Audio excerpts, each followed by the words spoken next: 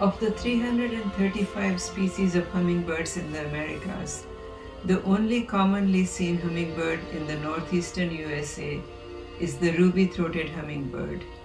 It winters in Florida and Central America and migrates to the northeast for breeding. This small bird, named after the male with his iridescent red throat, is only about 3 inches in length, has a long straight beak and a metallic green back. The female, who alone builds a nest and raises young, has a white throat and a striking tail banded in green, black, and white. In May, the male arrives in my backyard and drinks nectar from early blooming plants. Then, for the rest of the season, I see only the females. Several hummingbirds visit different plants, perch on trees to take a break, or just hang around and stretch.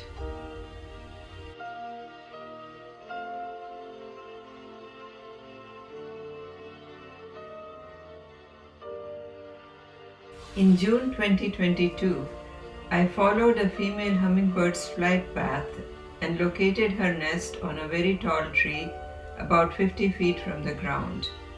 To my delight, I could see the nest from my deck and also through my bedroom window.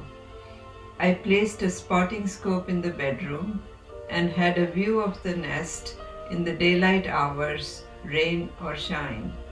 When the light was good, I took photos and videos from the deck and could zoom in and watch carefully on my computer screen. I first saw the nest on June 8th. For 15 days, from June 9th to June 23rd, the hummingbird was on and off the nest for about 5 minutes at a time. While on the nest, she moved gently.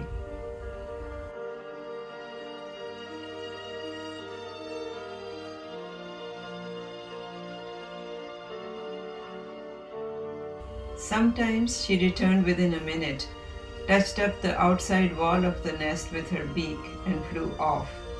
After 10 or more such quick trips, she settled down for a few minutes.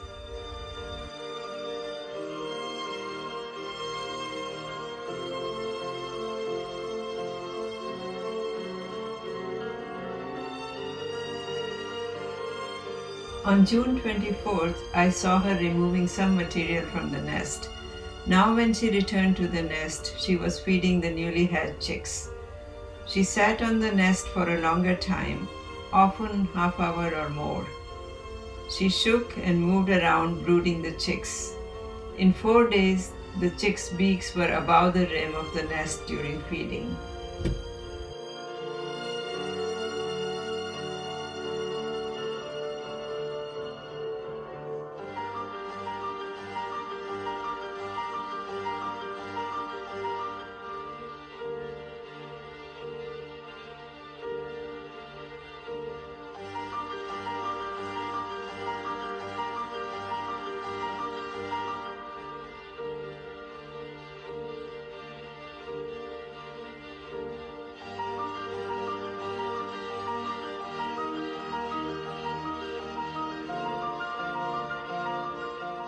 Ten days after the chicks hatched, 2 heads with short beaks were above the rim off and on. The mother hummingbird now stopped sitting on the nest, except to protect the chicks when the sun shone on them or when it rained.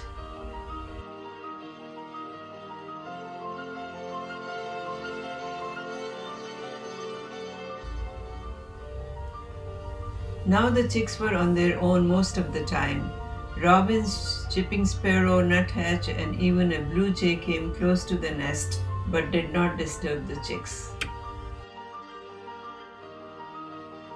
14 days after hatching, the chicks began exercising their wings, flapping, stretching, and turning around. By now, both chicks appeared to be similar in size and almost fully grown. The mother came regularly to feed them, but was not drinking nectar from the blossoms in my yard all through the nesting period.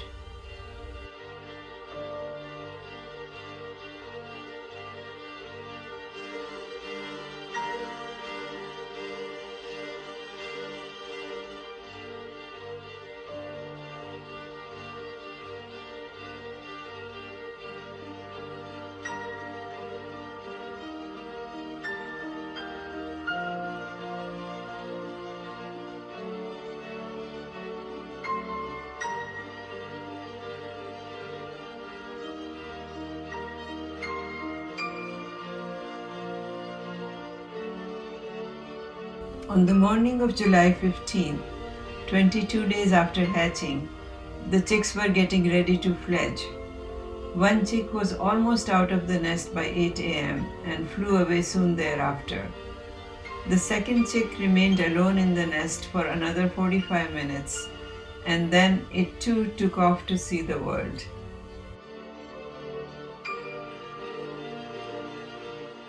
I don't know for sure the fate of the chicks, but over the next several weeks, hummingbirds were drinking nectar from the late blooming shrubs.